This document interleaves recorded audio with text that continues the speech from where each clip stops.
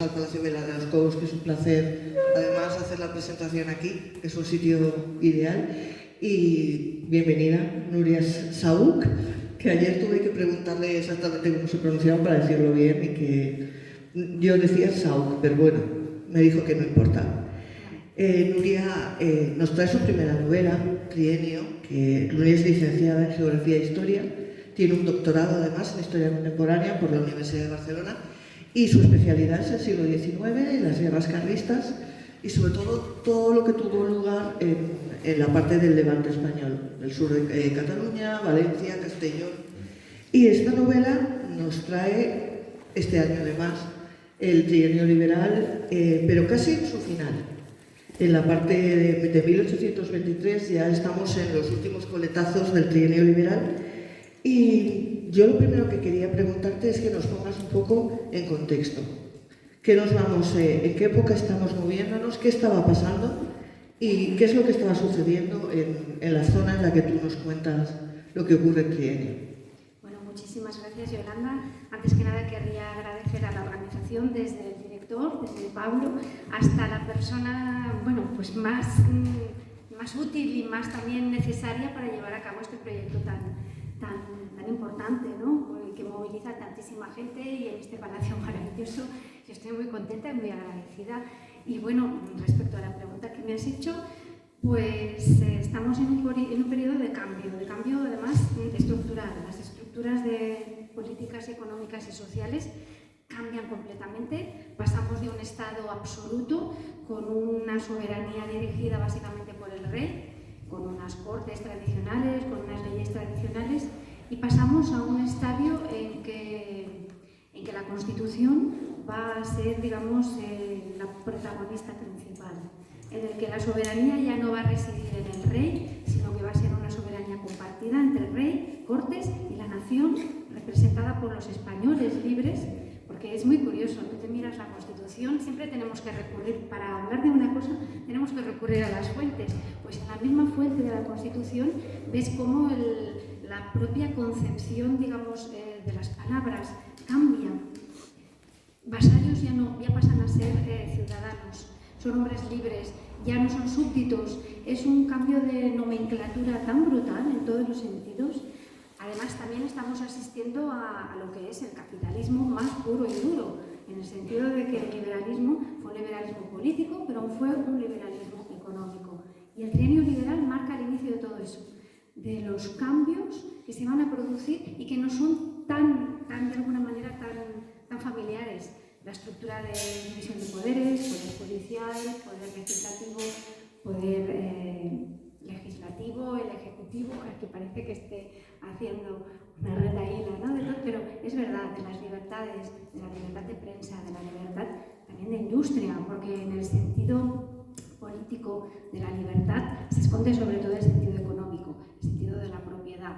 Si nos miramos también la Constitución de Cádiz, la propiedad está allí como algo, digamos ya, de alguna manera irrenunciable. La propiedad privada, poder desvincular aquellos terrenos que estaban vinculados, que formaban parte del antiguo régimen, poder desamortizar. El inicio de la desamortización se inicia ya más o menos con Godoy, pero de forma muy tímida en un periodo previo. Pero ahora es cuando ya empieza a coger volada, ¿no?, todo el proceso de desamortización. Y eso es un cambio brutal. Y eso se muestra en la novela porque eso tiene que tener una contra, ¿no?, en el sentido de que tú inicias un movimiento y siempre hay un movimiento contrario, que es lo que está pasando ahora. De hecho, el trienio liberal tiene muchísimas connotaciones con el proceso actual, con la derecha, con la izquierda, con los extremos. En este momento, ya digo, se inicia el periodo liberal, pero es que los liberales también están de alguna manera divididos. Y la novela marca eso también. El hecho de que no todo es blanco y negro. Los absolutistas están los absolutistas moderados y están los absolutistas más ultras, ¿no? Por ejemplo, el protagonista, Álvaro de Montfort, es un absolutista pero ilustrado, es un absolutista moderado, que lo que no quiere para nada es que la praxis liberal que se está llevando a cabo al aprobarse la Constitución de Cádiz siga ese rumbo. Pero es que es un periodo denso, son 3 años, bueno, de hecho el siglo XIX es un siglo, como le comentaba ayer a alguien, un siglo de vaivenes, de subidas, de bajadas, de cambios muy drásticos. Y en este momento los liberales, por ejemplo, pues también tienen sus facies, sus divisiones. No todo el mundo quería la Constitución del 1812. Los moderados no la querían, la aprobaron pero no la querían. Y ellos, en el momento en que les dejaran llevar a cabo reformas, lo que harían, que es lo que hicieron después ya durante los años 30, fue restringir la Constitución. Porque la Constitución de Cádiz es la más moderna de todas las que se llevan a cabo en este periodo. Es la más, digamos, rompedora. ¿Por qué? Porque establece un sistema de voto de sufragio universal, masculino, como no, femenino, tiene que tardar muchísimo en llevarse a cabo, masculino, indirecto. ¿Vale? Pero es que todas las constituciones que se llevaron a cabo en el decurso del siglo XIX son mucho más moderadas, excepto la Nonata de 1873 de la República, que creo sí que era un bombazo enorme, ¿sabes? Bueno, el libro lo que nos adentra básicamente es el mensaje de esta cosmovisión tan polarizada entre absolutistas y liberales, y nos lo muestra en un reducto, en un espacio muy concreto de nuestra península, de nuestra España, que es el este. Es la zona básicamente del sur de Cataluña y del norte de Valencia, que yo tomo como un todo. Para mí aquello es un todo, a pesar de las diferencias administrativas que vienen marcadas por el río Cenia, que tenemos ahí al ladito, yo tengo al lado de mi casa, bueno, de mi casa no de mi pueblo, pues al margen de eso, ahí hay una unión, es una territorialidad única. Y siempre, desde mis investigaciones, cuando hice la tesis, siempre lo he conformado como un territorio único. Pues en ese reducto es donde aparecen nuestros protagonistas, divididos unos defensores del mundo absolutista, los guerrilleros, la gente de a pie, la población civil, los dirigentes, digamos ya más estrategas. Álvaro de Monfort es un dirigente que está a la sombra, ¿no?, del movimiento, actúa de forma, digamos, contundente, pero él no guerrea, no forma parte de la militancia, digamos, guerrillera. Y después también el mundo del liberalismo, dos polos tan separados, además en un mundo rural, no es el mundo de la ciudad, donde el liberalismo cobra un vuelo muchísimo más relevante. En un mundo rural te das cuenta de que las diferencias entre unos y otros vienen básicamente por las rivalidades familiares muchas veces, porque en el fondo, si haces como una limpieza, te das cuenta de que piensan igual. Quiero decir, no hay una diferencia, sino que son las rivalidades a nivel familiar de años, ¿no?, que se van reproduciendo. Y esta guerra marcará el inicio de toda una serie de guerras en donde el componente familiar, la rivalidad, será el epicentro, el punto nuclear. Sí, porque además tu novela recoge bastantes escenas bélicas, escenas de batalla muy bien contadas, además, que alguna con bastante crudeza, que creo que sin regodearse siempre es necesario, porque la guerra tiene poco de romántico y es más bien una brutalidad. Tú centras en algunas escenas y sobre todo metes a los personajes mezclando esos personajes reales que realmente vivieron en ese momento con los ficticios, haciendo una mezcla que parece que están muy naturales. En todo momento se les nota como que no son gustos parlantes, que incluso me ha permitido conocer a determinados cabecillas de los dos movimientos en la zona, pero cuando los tienes que meter en la trama, meter en estas batallas, meter en todo, ¿cómo consigues tú marcarles el caminito? Esa mezcla de reales y ficticios, ¿cómo les marcas el camino? ¿Cómo los juntas?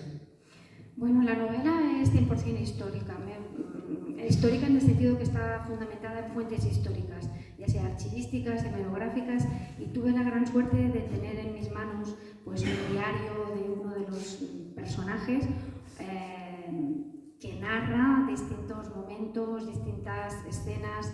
También nos muestra a nivel sociológico, ¿no?, pues cómo vivían, cómo se desenvolvían. Hay una cuestión relativa a uno de los jefes, que él es analfabeto. Es que es verdad, él era analfabeto. La inseguridad que le provoca todo aquello llevará consigo que le formen causa al señor que hizo el diario, ¿no? Y que se tuvo que defender, porque el diario de García Navarro es un diario, digamos, que se le forma una causa y él se tiene que defender. Y entonces él narra su campaña en los últimos coletazos ya de la guerra con los personajes reales.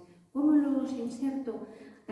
Álvaro de Monfort, que es el protagonista, el noble es el elemento central, vehiculizador, digamos, de las distintas, ya lo he comentado antes, ¿no? De las distintas realidades. Por una parte, él tiene contactos con las élites, tiene contactos con los guerrilleros, con los que se va a encontrar, va a tener una serie de reuniones, se va a estar completamente inmiscuido en el proceso. Tiene un amigo que es Otto Langelotti, que es un personaje así muy aventurero, que se tira al monte, y a través de las cartas que le envía, porque aquí también hay epistolario, ¿no? Hay cartas. Yo encontré en el recurso a las cartas una forma rápida y ligera, creo, no lo sé, tú me lo comentarás, de insertar información, ¿no? De batallas. Al contarle, por ejemplo, pues hoy he estado aquí, ha pasado esto, combina un poco pues, la relación que tienen a nivel personal entre los dos, que son colegas, son amigos, ¿no? Lo que le pasa, cómo lo siente, pero luego también le va vomitando, digamos, toda la información sobre esta batalla, y creo que esto era un elemento de descarga un poco, ¿no? Porque hay mucha crónica, es un libro de bastante crónica, sí. ¿Vale? Yo soy historiadora y esta es mi primera novela y a lo mejor luego pues descargaría, ¿no? Y le daría más, porque a ver, en la novela también hay amor, desamor, indiferencia, locura, hay muchas cosas, pero la parte de la crónica, que se circunscribe básicamente en el final, es muy densa y intenté utilizar varios recursos. Además también, incluso, no sé si tu intención era también rebajar ese tono más historicista, metes ahí a un malo que no se convierte en un asesino. Es que no es malo. Sí, bueno, el malo, por decirlo, entre comillas. Él no siente. Es un poquito psicópata también.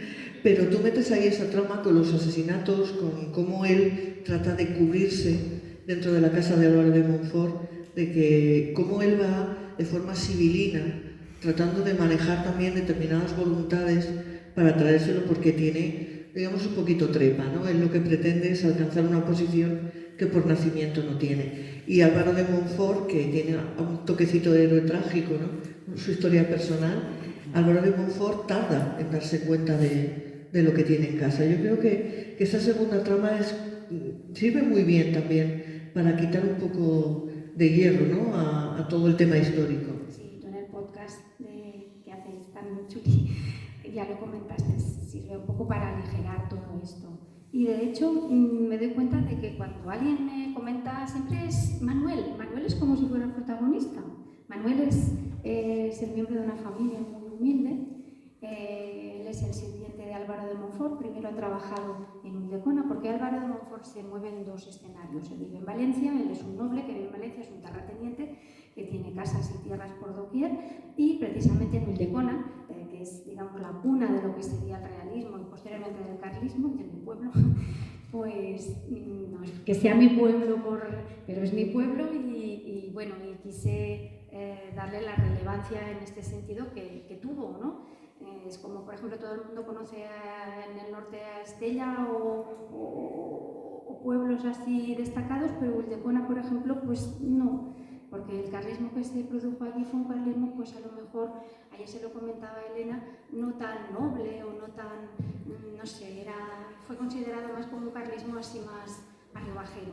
Bueno, pues siguiendo el hilo de lo que comentábamos, pues Álvaro de Monfort tiene una casa allí en Ulldecona y él conoce todos los estratos sociales de la población, y para él trabaja una familia de jornaleros que son los Brusca, y el mediano de los hijos pues trabaja primero como sirviente allí en Ulldecona y luego se lo lleva a Valencia, y allí pues suceden una serie de cosas porque, bueno, Manuel es un personaje que no siente, de hecho, es un personaje, ¿no?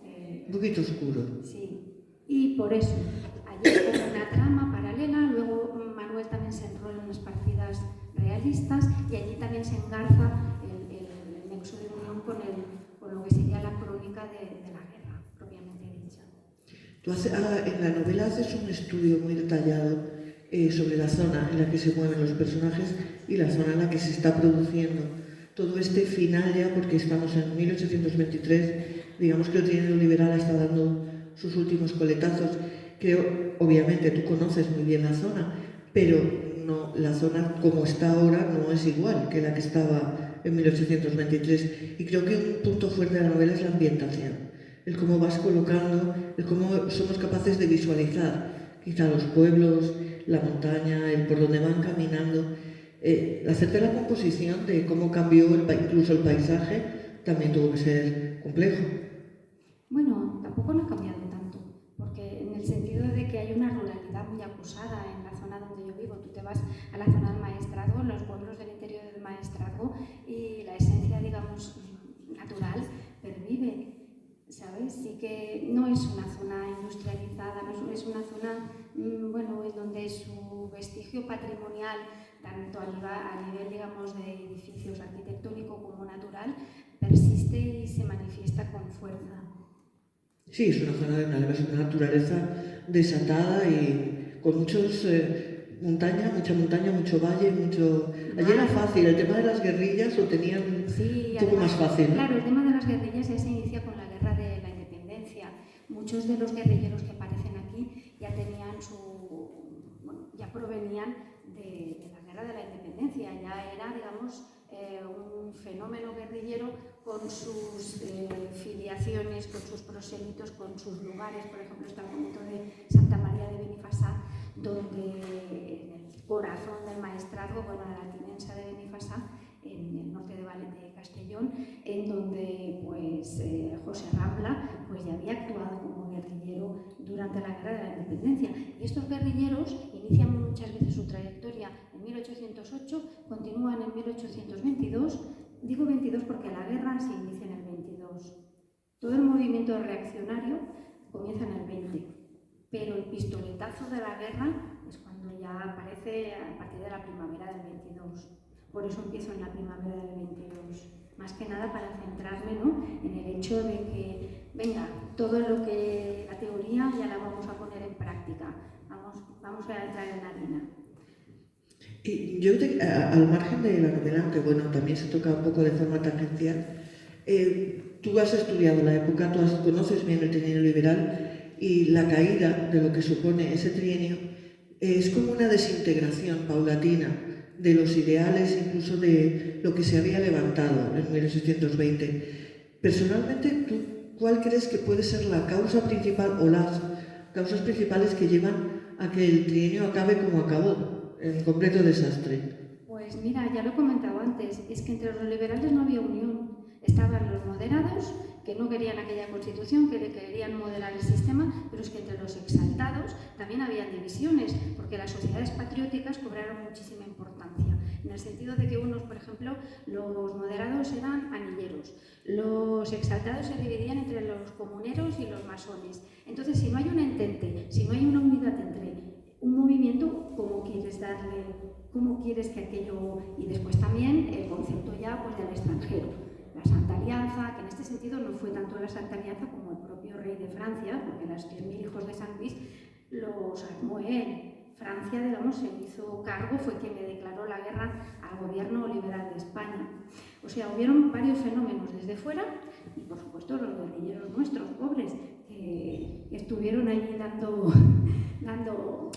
a veces le damos toda la culpa al exterior, pensamos que los 100.000 hijos de San Luis fueron los que, y ciertamente, pero las divisiones internas desde el bando liberal fueron también un revulsivo para que aquello no... Y además que era muy temprano. Estábamos en plena época de restauración.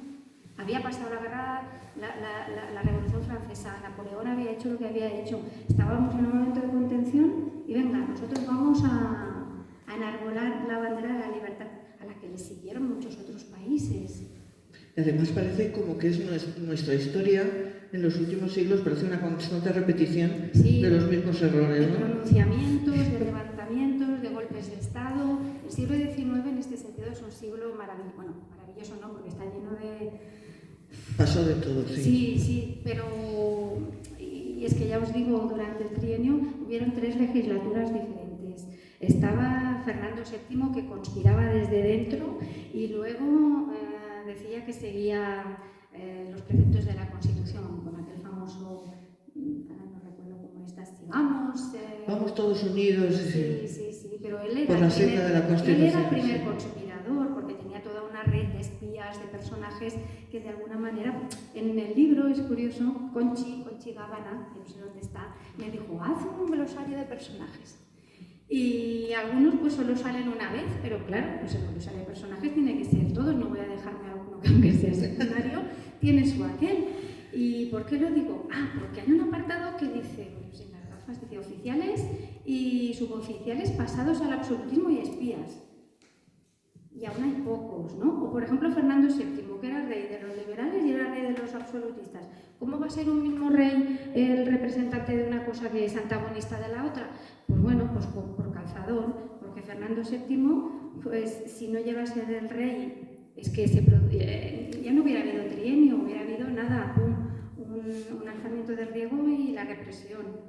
Pero él, pues lo aprobó, porque Fernando VII era un personaje... Madre mía. Era un personaje que tiene su miga, ¿eh? Aunque parece que fuera el tonto de turno... No, Fernando VII de tonto no tenía un pelo. Lo que pasa es que sabía muy bien lo que él quería personalmente y le importaba muy poco llevarse por delante al que hiciera falta.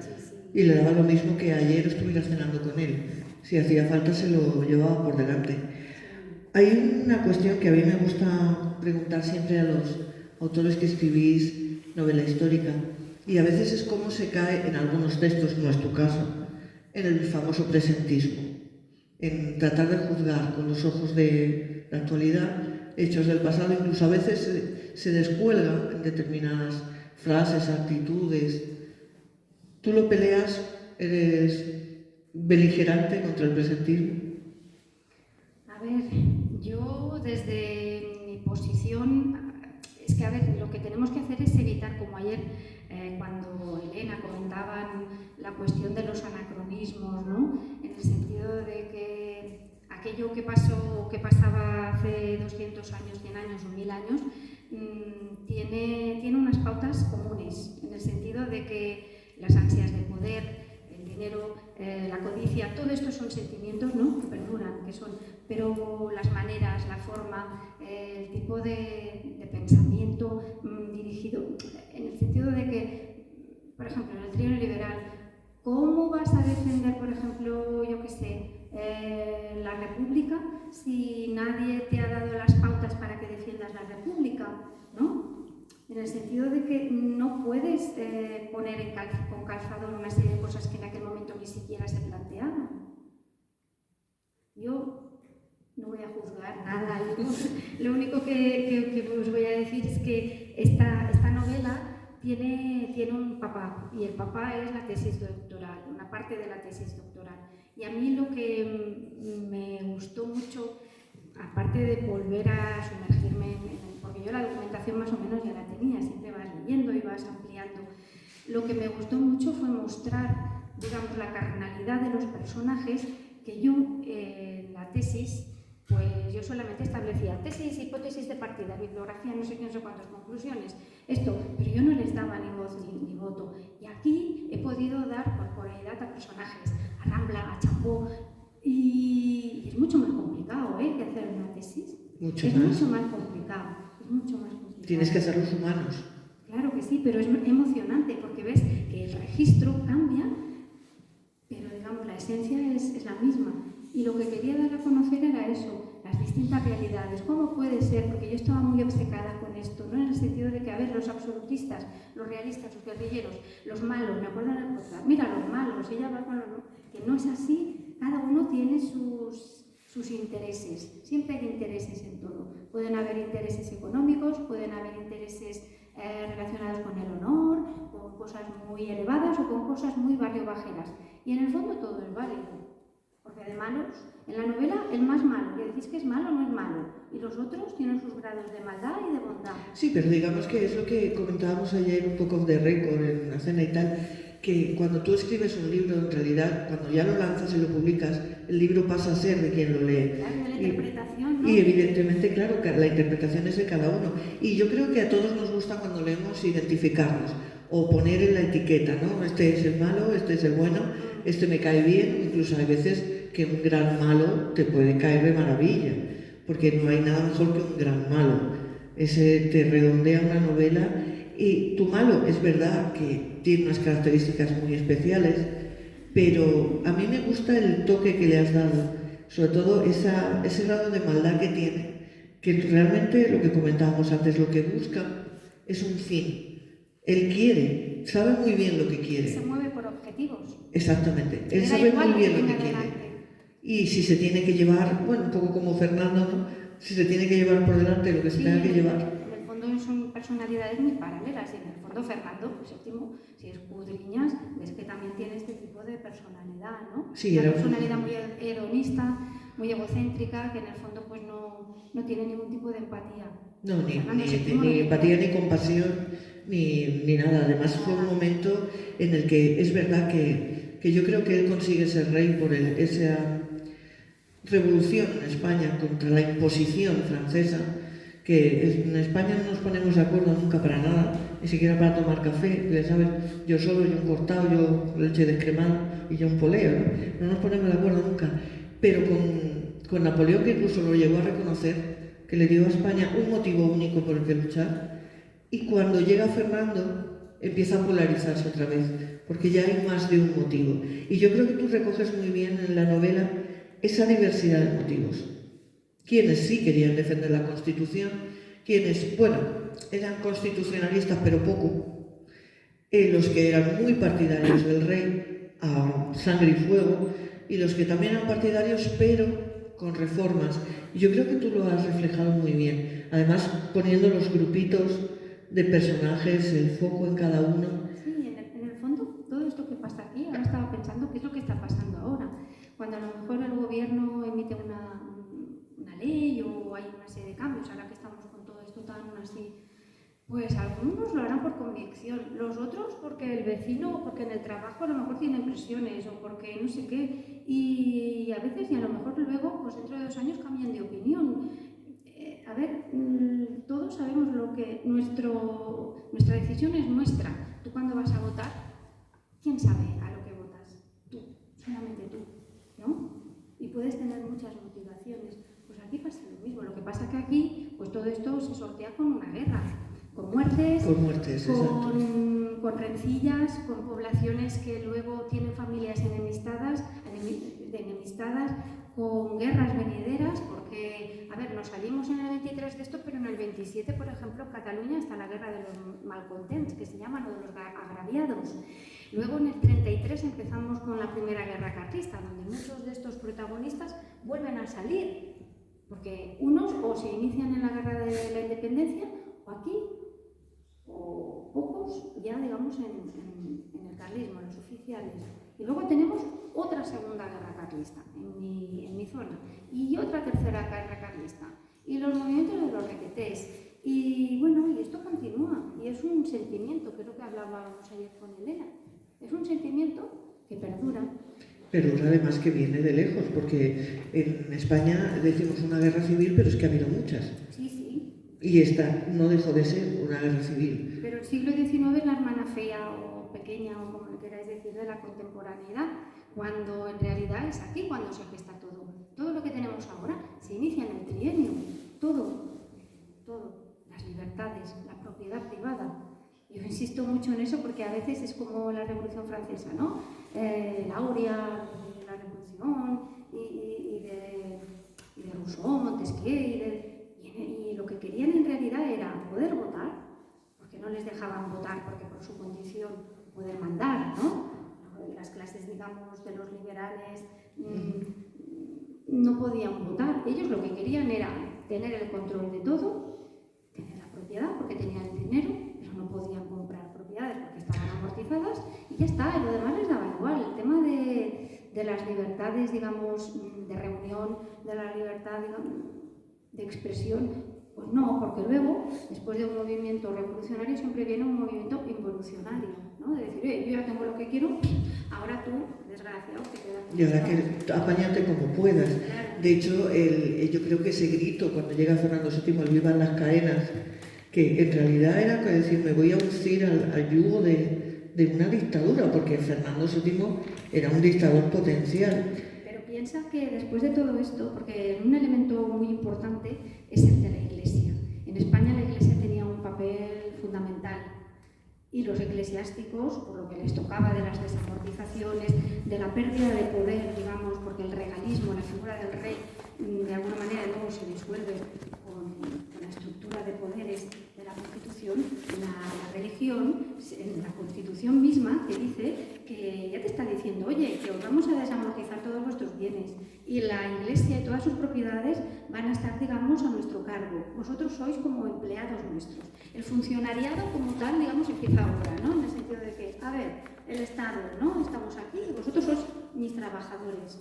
Hombre, pues esto a los eclesiásticos, que además muchos lo que reivindican cuando viene Fernando VII es la vuelta de la Inquisición, muchos, los más ultras, el concepto de ultra absolutista, comenzará cuando se inicie la década llamada ominosa, la década, estos 10 años del reinado final de Fernando VII. Y aquí empiezan, si en el trienio estaban las divisiones entre los liberales, ahora los absolutistas, que más o menos iban con los realistas todos a una, ahora se empiezan a ver las diferencias entre los moderados, que son los que van a gobernar a partir del 24, porque desde Europa les están diciendo, nanay de Inquisición, eso no tiene que volver, porque si no nos... a los absolutistas más ultras, en donde hay figuras como el obispo Víctor Damián Sáez, que era el confesor personal de Fernando VII y su primer ministro, pues pasa a ser defenestrado y va a parar ni más ni menos que al obispado de Tortosa. O sea que si ya tenías allí un polvorín de guerrilleros, te viene uno que va a ser la bomba.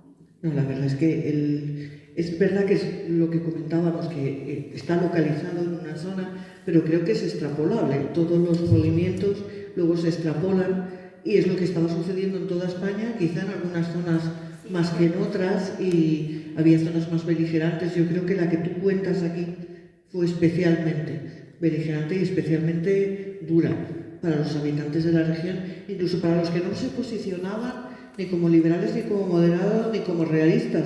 Ellos querían simplemente vivir. Sí, porque la población civil, ya lo estamos viendo, siempre es la que sufre los golpes de todo, ¿no? Y si te fijas, los epicentros de todos los movimientos que estaban más o menos localizados en diferentes puntos de toda la península, después serán también centros importantes del carlismo. Sí, al final, porque una cosa hereda a la otra. Claro, esto es, digamos, el precursor.